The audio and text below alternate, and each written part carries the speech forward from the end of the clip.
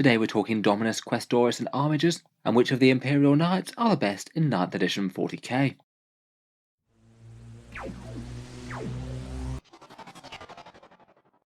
Hello and welcome back to Auspex Tactics, where today we're doing a nightly tier list, going through every unit in the Knight Codex and their Forge World range, and we're going to be going over which ones are the strongest and the weakest.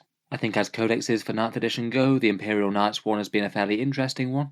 Quite a few fun things that really change how the army functions, particularly with the synergies with the big knights and the armigers, and it seems that overall Games Workshop has done a fairly good job this time of making a codex that can compete but doesn't completely dominate the competition right from the get-go. Now the codex has been out for a month or so, I thought it would be worth going through every unit, talking about which ones seem to be the best and which ones are a bit lacking. We'll go through each datasheet in the codex and the Forge World ones in turn, talk about how strong I think they are, and why I've ranked them where I did. Obviously these tier lists are always a little bit arbitrary. If you think I've overestimated or underestimated a unit, please let me know down in the comments why you think I have. With all that being said, I've ranked these knights into 3 different tiers. We'll start at tier 3, the lowest, and move up to the strongest units. First up, for tier 3 for the knights, I've chosen to rank the Knight Valiant and the Acastus and Cerastus pattern knights from Forge World, or at least most of them. I feel like these are choices that are very rarely going to be taken in any sort of competitive list.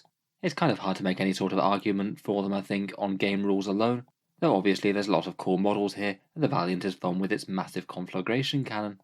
We'll start off with that Knight Valiant. I'd say it's the worst of the 2 Dominus patterns now, I'm afraid. Being a Dominus Knight is a bit of a disadvantage within the Codex. They're locked out of several useful choices, a few of the other stratagems cost a bit more, and they don't do bondsman abilities full stop, meaning that if you're going to be spending loads of points on one, then it's not going to support your armigers. I think the Castellan does have some interesting synergies and the raw firepower that actually makes it an interesting choice, but the Valiant just has a load of weaknesses. It's really quite points heavy, so you definitely need to get your value out of it. It's really quite slow at 8-inch movement, and that combines kind of horribly with its main guns having a very close range and it being pretty bad in melee. It's pretty painful to have such an expensive knight need to start on the front lines to even have a chance of being relevant, and your opponent might be able to outrange certain guns of it even then. It still could be potentially interesting if the weapons were dangerous enough, but I don't think that they're quite at that point, to be honest. Neither of them are bad, but just not quite strong enough to justify the close range over the Castellan's very powerful long-range guns. Maybe if you were to run one, I might be tempted by House Raven for the advance and shoot. Next up, we've got most of the Forge World Knights, the Acastus and Cerastus patterns. Certainly a shame that Games Workshop has chosen not really to update these guys very much, given the new Knight Codex, and they don't really seem to have been thought about at all when they were actually designing the rules for the Knights in the Codex. Some of the stat lines are okay. I'd say that the Acastus ones are just underpowered for the amount of points they cost though, and could easily go down 50 to 100 points if they wanted to be relevant. Again, not being Questoris Knights, they do have pretty limited upgrade options, a few more expensive stratagems, and no bondsman abilities whatsoever. Out of the 2, I think that broadly the Cerastus patterns are a bit better than the Acastus, though it certainly does feel pretty satisfying to fire those massive damage 6 weapons that the Porphyrion gets. I just don't think it's worth 750 points though, it's just committing too much, and it even lost out a bit in the Titanic feat changes. For the Cerastus Knights, I don't think their stat line is just quite enough to compete with the Questoris now, not considering a lot of the Questoris weapons got amped up a bit, plus the Questoris get their bondsman abilities included essentially for free over these. They do have a few small advantages, they do move faster than the Questoris now, and they do have a couple of extra wounds, and I have made an exception for the Castigator, which I think was interesting enough a pick to put it in tier 2. Really, I think that these guys either need some extra abilities or a points cut though if they did want to compete properly with the Codex variants. Next up we get to tier 2, all units that I consider usable but a bit more niche than the ones that I've ranked up in tier 1. I'd say a couple of these are pretty near misses off tier 1 though, and I could have been persuaded to put them in that one. Starting off, I have chosen to put the Knight Warden here. I'd argue that compared with the other Questoris chassis, it's just very slightly behind, and it's not even because of the main weapon. I think the Avenger Gatling Cannon does still compete pretty decently with the Thermal Cannon and the Rapid Fire Battle Cannon, though you do pay an extra 10-point premium for it. I guess at least it comes with a built-in Heavy Flamer. I think the real reason that so few people run the Warden in competitive lists though compared with all the other chassis are that while it does do a decent job of being both a range and melee knight, it just has a far worse bondsman ability, giving you slightly better objective scoring on your armigers, which often isn't relevant, and they might well have just taken that objective anyway if they even survive. It's perhaps a small thing, and I do think that the Warden is still perfectly usable, but it does seem that very few people seem to run this in preference to the other Questor chassis, when you can also have a very usable knight that gives you advance and charge on warglaives, or reroll ones to hit either on armigers or even a big knight. Next up, we've got the Armiger Moirax. Armigers are pretty great in the new codex, as I'll go into with the ones in Tier 1, but I feel that with the points increased to the Lightning Locks and the Volkites that it received, it is just a little bit more expensive for what it brings than the codex versions. Armigers are still great though, getting all those bondsman abilities can give them some awesome buffs and damage -1 for some massive durability. They've got good stratagems, and these guys are pretty nice backline choices for holding down objectives, and even move a little bit faster than the Imperial Codex versions. I'd say perhaps the single most interesting thing about the Moiraxes are that you can give them Lightning Locks or Volkite Vuglares, and both of those do actually add some genuine anti-hordes to the Imperial Knight Codex, which generally they kind of lack for. If we do start to see hordes dominating the meta for whatever reason, I feel like these guys could easily make a comeback. Pretty much none of the other knights clear 1 wound infantry quite as efficiently, and they can be a very nice target for that Bastard's Helm relic, the one that gives 2 armigers +1 to wound, and it's really nice on mid-strength weapons. Overall, I'd certainly say they were usable, maybe just a tiny bit behind the Helverins for the points for what they bring to the table guns-wise. Next we have Canis Rex, the character Freeblade, who I think is a bit of a funny one, as 440 points, the raw stats that he brings really are very impressive. He hits about as hard as a Gallant in close combat, with weapon skill 2, 5 attacks, and an extra nasty Thunderstrike gauntlet. Plus he's got the Las Impulsor of the Preceptor, so is at least some range threat, and throws out a couple of knightly teaching to nearby Freeblades as well, and a few other special rules like Chainbreaker, and Mr. Hector getting out when he dies. For 440 points I think is not too bad, say if you're including him as an allied knight, or perhaps as a member of a Freeblade Lance. I think just in general though, despite the very good raw stats, a lot of people just don't really want to take him if they are fielding a full household, as he doesn't really have any synergy with the rest of them being a Freeblade. Those knightly teachings can only affect other Freeblades, which means that you give up all the household benefits and options for them, and often you might well have been better just with a standard knight upgraded to one of the awesome exalted court things or something like that. Overall, I'd say that he's perfectly usable, just maybe a bit more niche, and you'd much prefer to have him in a Freeblade Lance than elsewhere. Next up, we've got the Knight Castigator, which I think I would rank towards the bottom of Tier 2, but out of any of the Cerastus Knights, I think that this one's the most interesting for 2 different reasons. First up, the bolt cannon is basically a souped-up Avenger Gatling cannon without having to be a relic. 16 shots at strength 6, AP 2 and damage 2 means it's quite a nice target for anything that buffs one single weapon, say for example the Heart of Ion for +1 to wound. It is quite a nice generalist weapon, and it comes on the Cerastus chassis that does move faster at 12 inches and has 26 wounds, even if you do trade out Bondsman abilities and the Questorus keyword. The other more interesting thing now that Noble Combatants has been FAQs to work on anything that isn't a sweep attack, is that his Cerastus Warblade is actually genuinely quite threatening with that now. 8 attacks at strength 14, AP 3 and damage 3, and he's going to be an absolute terror against elite infantry if he gets into some Terminators or something. Really quite a solid all-rounder, even though lacking Questorus keyword is a big downside. The big bad Dominus of the Knight Castellans next. I'd say by far the better of the 2 out of the Dominus chassis, though it still has issues. It is pretty geared towards taking out heavies with its shooting. If there aren't too many tanks or elite infantry on the board, it might underwhelm. Overall, I feel like the Imperial Knight Castellan really outperforms the Chaos Knight Tyrant. They've both got the same stat lines, but the Imperials support the Castellan quite a bit better with the Mechanicus things. There's a fair few ways to increase firepower, such as again the Heart of Ion on the Plasma Decimator is really nice, and Blessed by the Sacristans isn't bad either when you've got a fair few shots coming out of it. In particular though, you could use the Mechanicus combo where you use one of the Auto 6 to Wound traits, and then spend a whopping 4 command points on a single stratagem to convert any 6s to wound into automatic mortals. It's a crazy amount of investment, but it does net you basically a reliable 11 to 12 mortal wounds on just about anything that you point your Volcano Lance at. It's quite a powerful thing in a game of 40k just to point a gun at a unit that you don't want to be there anymore and just hoover it off the board. Never mind the fact that you might actually get lucky and roll a fair few other 6s with your other guns, which should smash some decent damage through on the rest of the enemy army. A big commitment at 4 CP, but perhaps a bit of a power move that you can do if it makes sense to, if your opponent has something that valuable that just needs to die. Otherwise, just about any other buff that you can use to increase its firepower will have great value. The Three-Blade Lance, I think, is another good spot for this guy. 1 CP to reroll hits and wounds of 1 gives you a 36% damage increase on a around 600 point model. That's about one of the most efficient command points that you'll spend. And I think it's quite nice with the Mechanicus Forge Master trait as well. He gets -1 damage in your own deployment zone. It works out pretty well for him as he's got long range weapons. He's often going to be pretty happy just holding down a home objective while blazing away.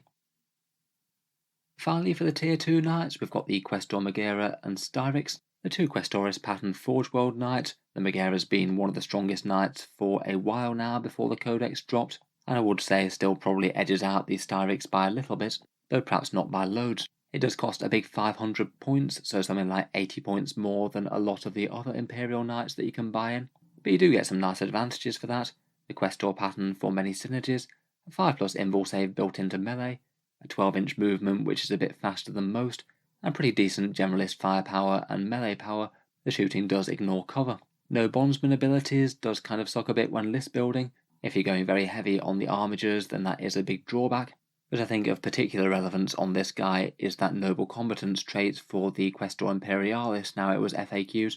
Currently, unless Games Workshop decides to alter it again, it does work on the multi-attack profile of the Siege Claw, making this guy in combat with that Imperialis martial tradition into one of the strongest combatants out of the Knights Codex in general.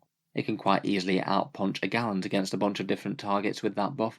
Never mind that you can also layer it with things like being House Griffith, and maybe take Knight Seneschal on it as well.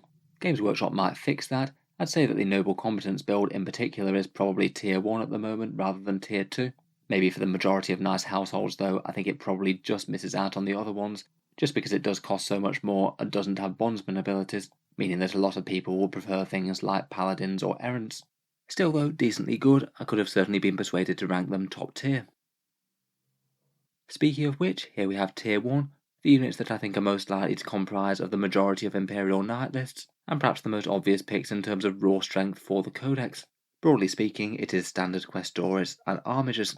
First up we have the Knight Errant, perhaps one of the most popular picks out of the Questoris ones, certainly vying for one of the strongest units in the Codex with the Armiger Warglaves.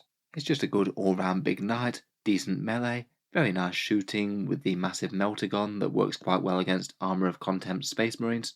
But perhaps above all, it's the bondsman ability that makes it really good. You can give 1 or 2 Armiger Warglaves advance and charge. That would be powerful enough in itself, but you can also double down with +1 to both advance and charge as well.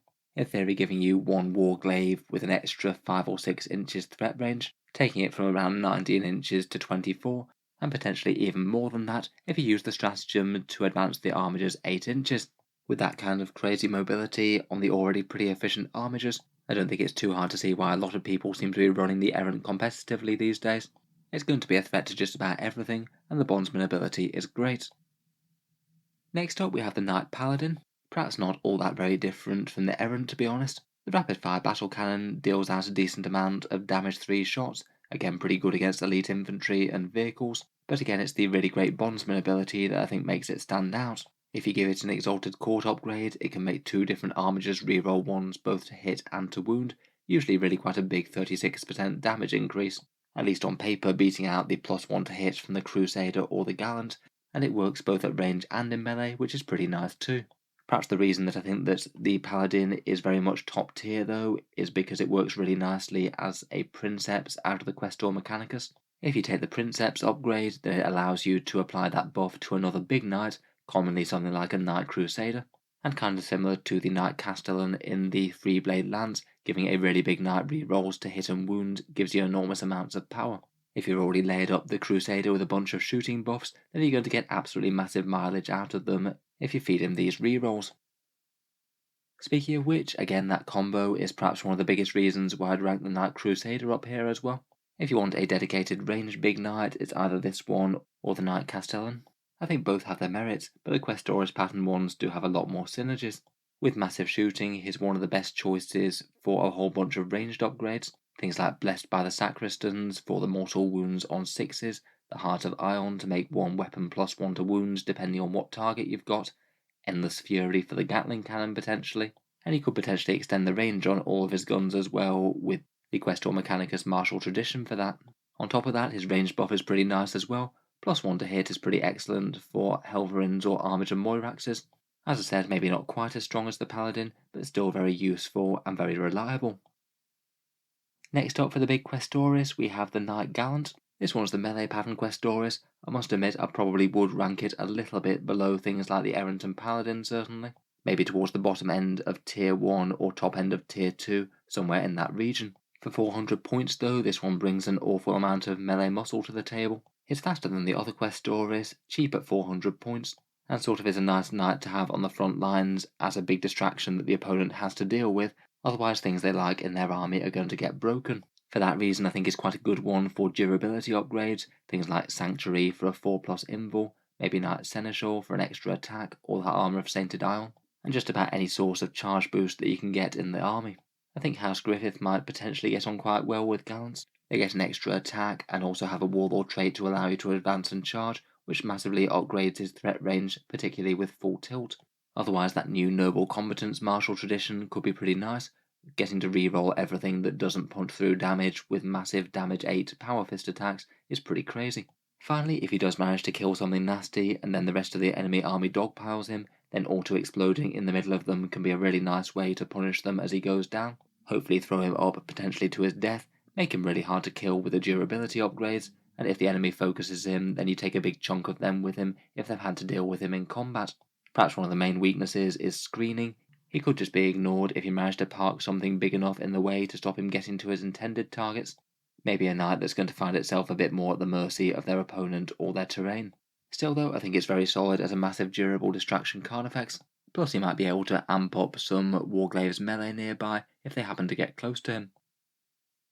Finally for the big knights, I've also chosen to rank the Knight Preceptor here. Again, perhaps one that feels a little bit behind things like the Errant in my book. I'm not massively sold on the Las Impulsor being a particularly strong weapon, but the knightly teaching options that he has are pretty handy. If he can affect a fair few armigers, then he can potentially make them very stacked between these and the Bondsman abilities. I think things like the 6+ or 5+ Feel No Pain aura are really nice.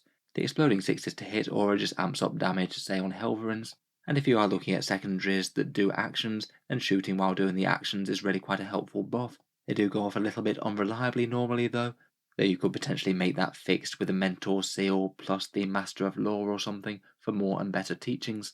As I said, I'm maybe not super convinced on the Las Impulsor compared with the other options, but a fair few people do seem to be making him work in competitive lists. Finally, we come to the in-codex armigers, which I think are both definitely in the tier 1 spot, as they're at least reasonably efficient datasheets, and so many of the buffs in the book give them massive extra benefits, particularly things like the Bondsman abilities that we've all talked about, and also making them -1 damage. On top of that, they're fast vehicles with Obsec that count as 5 models, so are really helpful for dominating the midfield objectives. And besides the Bondsman abilities, they've got some great stratagems to allow them to stay safe fairly cheaply, things like transhuman physiology for a command point, and also rotate ion shields only for 1 CP, not 2. For the Helverins in particular, they're pretty much the ideal choice to be holding down home field objectives that you don't want to commit loads and loads to. If you need them to absolutely remain safe, then you could just hide, but potentially if they are able to chip in and contribute safely, then the great range and general purpose autocannons are almost always going to be able to stack some fire on the opponents. If they do wind up operating a fair way from the rest of your army, you could potentially use a tag team pair of them with the Bastard's Helm for +1 to wound. It'd mean that those autocannons would wound everything that's toughness 6 or lower on 2s and toughness 8 and higher on 4s. Finally, we come to the Armiger Warglaves, which I might argue might be one of the best or most necessary units out of the Codex, and I think it's very rare that people will build competitive lists that don't include them. They certainly feel like the equivalent of troops for knights, the most cheap and expendable units in the Codex, so you can afford to have them on the front line. And with all the stacked buffs that they can get, they're pretty excellent on the damage dealing front as well. Both at range and in melee, with their high power shots and strikes, they work quite well with the Lay Low the Tyrant's pledge, the one that allows you to re-roll a single hit or wound roll each attack, and a Carapace Melter Gun can also work quite well with that too. Their melee is really quite general purpose. As we mentioned, you can have the massive threat range with the Knight Errant advancing and charging them, plus full tilt maybe. And when they do get in combat, having a bunch of attacks means that they're one of the better sources of anti-horde in the Codex potentially. They can cut through at least a fair few light infantry, particularly if you use Chain Sweep. Just in general though, they work well with just about every single Bondsman ability out of the big knights, They're perhaps the go-to unit for doing actions and things as the cheapest knights, and a whole load of households do really quite well with them. Raven coupled with advance and charge means you can advance, shoot and charge. Griffith gives them extra attacks. Tyrannus gives them extra durability and the potential to resurrect one in a really annoying place. And that new Noble Commandant's free blade trait, that's potentially looking like a crazy boost to their melee if you took that. Overall, I'd expect the majority of Imperial Knights list to build around a whole bunch of the choices out of this list, though I think that the ones in Tier 2 are perfectly usable, maybe just appearing in smaller numbers. So anyway, let me know what you think of the list and how you'd rate the knightly units. Are there any units that you're having a whole ton of success with, or you might have rated a little bit worse or higher than I have here? Look forward to hearing all your thoughts down in the comments. If you've enjoyed the video, feel free to subscribe to Auspex Tactics, where I'll certainly keep the regular 40k videos coming, with new ones out just about every day. I'm sure we'll have a few more bits for the Imperial Knights as we go along. Finally, if you have been enjoying all the videos on the channel, I would just like to mention that Auspex Tactics does have a Patreon page, and you can find it down in the video description below. Channel patrons do get a fair few advantages, seeing certain videos early, regular votes to see what sort of things happen next on the channel, and automatic entry into the regular prize giveaways with a chance to win some big model kits every month. If any of that sounds good to you, or you'd just like to help support, the link is down in the video description. In any case, a massive thank you for listening, and I'll hope to see you guys next time.